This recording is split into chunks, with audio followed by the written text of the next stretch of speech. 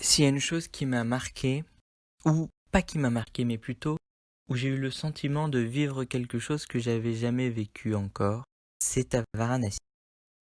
On était en famille, c'était à la fin du séjour, vers février. On a fait une balade en bateau de nuit, à l'heure où toutes les cérémonies se déroulent, sur les bords des gates. Un homme, le guide, nous a amenés près de cet endroit le plus sacré où brûlent les flammes éternelles, où les familles disent au revoir à leurs proches, enfin les familles, surtout les hommes. Il faisait très froid. On était littéralement réchauffés par les flammes de ces corps qui brûlaient. J'avais très peur avant de venir d'être choqué. Et de ces flammes, c'est pas ce sentiment-là qui m'est venu. C'est plus une espèce de contemplation de la vie. De la vie et de la mort, et j'avais jamais ressenti ça. Et c'est vraiment quelque chose d'assez indescriptible d'être devant ces corps qui brûlent, devant ces familles qui pleurent, autour de tous ces gens qui les observent, comme s'ils vivaient simplement quelque chose de normal. Et je trouve ça terriblement beau, horrible peut-être, mais beau, et j'ai trouvé que mourir, enfin, pas mourir, mais que la dernière cérémonie de sa vie, la première de sa mort, celle qui se déroulait sur les bords du Gange, était finalement vraiment belle. Voilà, j'ai contemplé ce moment. Et puis après, on est resté une vingtaine de minutes à observer ça, à contempler, à réfléchir. Finalement, dans une espèce de silence avec ma famille, où on regardait, où on était un peu interloqués. Et moi, c'est vraiment le sentiment de la contemplation, parce que, alors que je pensais être choqué, je trouvais ça beau, vraiment beau. On est parti ensuite, toujours en bateau, et c'était l'heure de la fameuse prière aux 36 000 dieux hindous. Il y avait une rangée d'une quinzaine de brahmanes qui agitaient des feux sacrés. C'était magnifique, c'était magique. J'ai jamais ressenti ça.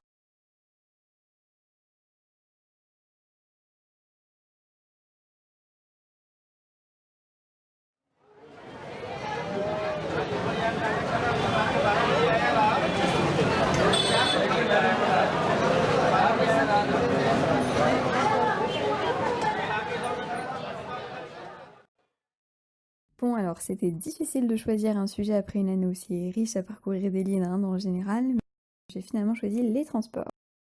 Alors qui pense l'Inde pense tuk-tuk, rickshaw, en premier, enfin je crois. Et ça me prendrait un bon bout de temps d'ailleurs de citer tous les souvenirs liés à ce petit engin. Cette fille avec nos masques, descendre en plein milieu de l'autoroute, les indications hasardeuses en hindi, les arnaques aussi, le trajet de 45 minutes à 14, dont nous dans le coffre, j'en passe. Ensuite, on peut également citer les motos, qui sont utilisées par tous, qui sont vraiment des incontournables dans les grandes villes indiennes, dont Delhi. En tant qu'étranger, perché à 4 dessus, on passe malgré tout pas inaperçu dans la foule. Pour des trajets un peu plus calmes et sécures, contre toute attente pour ma part, il y a le métro de Delhi aussi qui remplit tout à fait le job, avec la petite pancarte rose bonbon agrémentée de ces petites fleurs pour indiquer le wagon femme, histoire de quand même nous rappeler où est-ce qu'on se trouve. Et enfin, pour sortir un peu de Delhi, je ne peux pas ne pas aborder les trains et les bus gouvernementaux. Bon, les couchettes, je crois que tout le monde aura compris que c'est décidément pas trop mon truc, mais l'atmosphère générale de ces moyens de locomotion me font sourire rien qu'à leur évocation. Forcément, les 32 heures dans le Tamil Nadu, je peux pas les oublier, et sont passées plutôt vite, comme si, je sais pas, le temps était suspendu, trajet intemporel. Le train, que dire de plus? Lieu de vie, mais aussi temps pour penser, faire le point, profiter des paysages imprenables quand on a la chance d'avoir la fenêtre ou la porte. Je pourrais aussi parler des heures du fameux General Ticket qui nous aurait quand même valu de prendre en courant un train en marche, de passer des trajets à guetter le contrôleur, ou encore entasser par terre ou sur une banquette, à partager d'ailleurs la banquette, sans évoquer les cheveux au vent entre deux wagons et la banquette du personnel partagé avec des employés, ma foi, bien sympathiques. Les vendeurs de chai et de namkins faisant leur petite pub toutes les 2 minutes. On aurait pu faire aussi des points klaxon, arrêt impromptu, recherche d'arrêt de bus, pause toilette, belle rencontre, enfin, bref.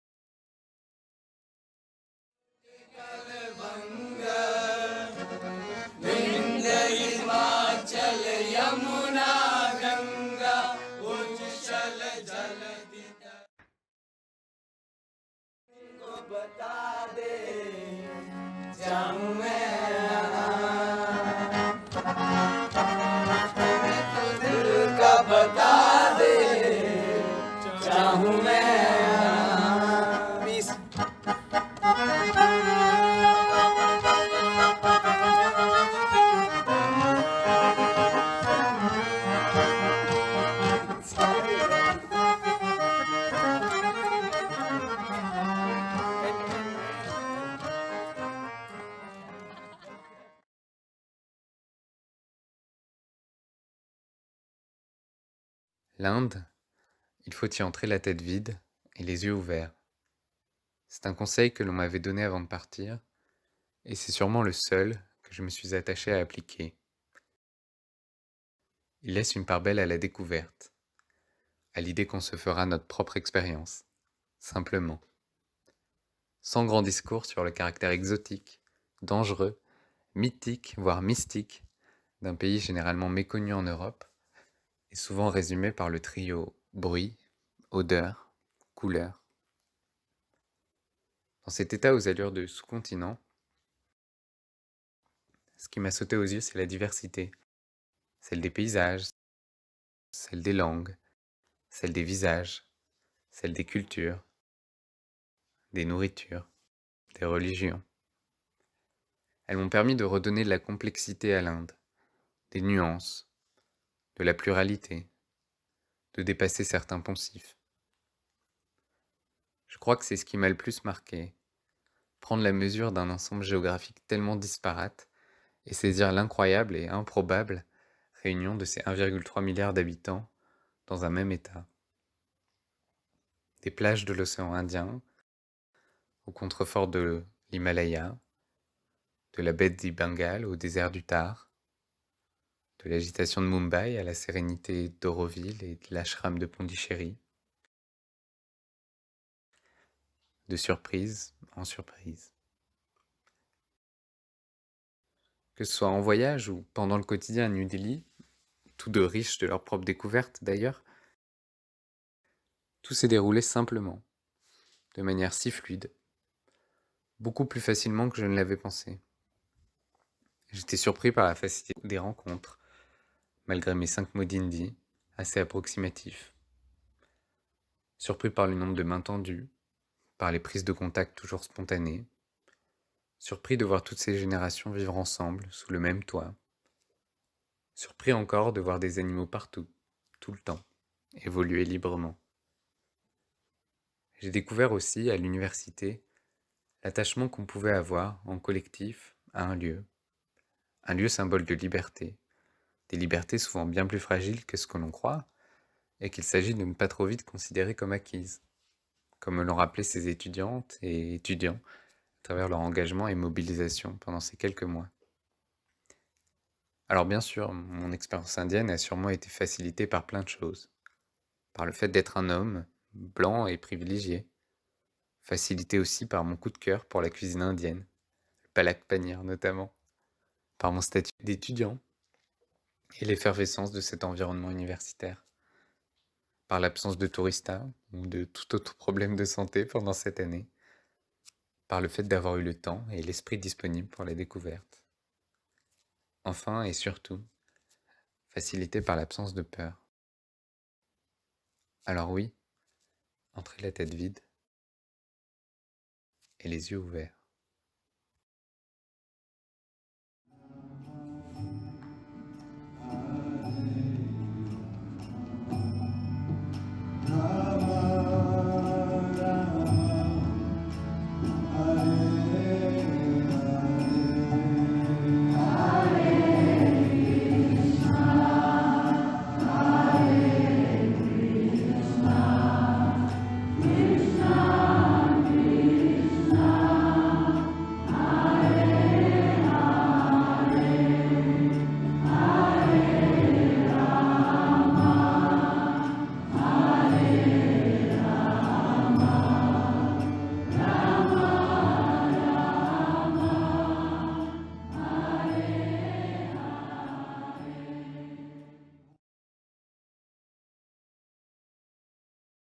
Avant de partir en Inde, j'ai entendu beaucoup de phrases. Avant d'arriver en Inde, j'ai entendu différentes choses. On m'a dit que je ne pourrais jamais sortir toute seule, que l'Inde était le pays le plus dangereux pour les femmes au monde. On m'a rappelé que New Delhi, la ville où j'allais, c'était la capitale du viol. Alors, avant d'arriver en Inde, avant que mon avion atterrisse, j'avais une boule dans le ventre. J'avais peur de découvrir un pays où j'aurais pas le droit de sortir seule, pas le droit d'être libre. J'étais morte de peur, mais à la fois excitée par ce nouveau voyage. Je suis arrivée à New Delhi en septembre pour passer 6 mois de stage dans cette nouvelle ville. Là-bas, j'ai rencontré ma colocataire, une Belge, et elle m'a dit bah viens, on n'a qu'à aller faire les courses ensemble. On est sortis faire les courses et puis dans la rue pour la première fois, tout ça. Et je me suis vite rendu compte que, alors oui, les hommes et les femmes me regardaient bizarrement. Ils avaient un regard très insistant, ils nous fixaient, mais je voyais pas vraiment de malveillance dans ce regard-là. En tout cas, je l'ai pas senti comme ça. Et rapidement, je me suis rendu compte que ma colocataire, elle était en débardeur et en short. Moi, j'avais fait très attention à ma tenue parce qu'on m'avait dit que je ne pourrais pas porter de short en Inde. Et le lendemain, j'ai pris un tuk-tuk toute seule pour me rendre dans un autre endroit de la ville et il ne m'est rien arrivé. Alors, j'étais toujours sur mes gardes, je faisais attention, mais cette première impression, elle s'est confirmée pendant le reste de mon voyage. Alors oui, bien sûr, je faisais attention. Oui, il y avait des regards insistants sur moi, mais je ne me suis jamais sentie en danger en Inde. Pendant tous mes voyages que j'ai faits en Inde du Nord et aussi en Inde du Sud, je ne me suis pas sentie en danger parce que femme, je n'ai jamais été agressée, harcelée, embêtée ou harcelée dans la rue. Il faut savoir que être une femme en Inde, être une femme blanche en Inde n'a rien à voir avec être une femme indienne en Inde. On a un statut qui est différent. On a un statut d'étrangère, comme un troisième genre. On rentre pas dans les autres cases, on rentre pas dans les cases d'une femme indienne. Alors bien sûr, l'Inde est un pays dangereux pour les femmes indiennes. Oui, énormément de femmes indiennes se font violer au cours de leur vie. Mais quand on est une femme blanche, on n'a pas le même statut. On nous regarde parce qu'on est étonné. Parce que les personnes sont curieuses de voir une personne blanche. Parce que oui, on nous voit comme le nez au milieu de la figure. Je suis blanche, j'ai les cheveux clairs et les yeux bleus. Et la peau très claire. Alors, je pense qu'on n'a pas le même statut que les femmes indiennes. Et que ça, on l'oublie souvent quand on parle à des personnes, des jeunes femmes qui vont partir en Inde. D'ailleurs, j'ai eu beaucoup de mes amies, de mes connaissances qui sont venues me demander comment ça s'était passé, est-ce qu'elles pouvaient partir voyager là-bas.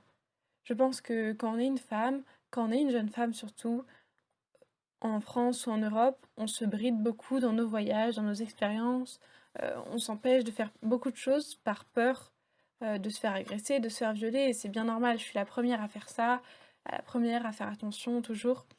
Et je pense que bien sûr, il faut faire attention, surtout quand on est dans un pays qu'on ne connaît pas, avec des normes et des règles qu'on ne connaît pas. Bien sûr qu'il faut faire attention, qu'il faut être vigilante, mais je pense aussi qu'il ne faut pas écouter ce que nous disent des personnes qui n'ont jamais été en Inde. Il ne faut pas écouter des personnes qui ont vu un reportage qui parle de New Delhi comme la capitale du viol, parce que oui, en effet, à New Delhi, il y a beaucoup de viols. Mais ces viols concerne surtout les femmes indiennes. On n'a pas le même statut. Quoi qu'on veuille, quoi qu'on fasse, on est une femme blanche, on est une femme étrangère. Même si on reste vivre des années, on sera toujours vu comme telle.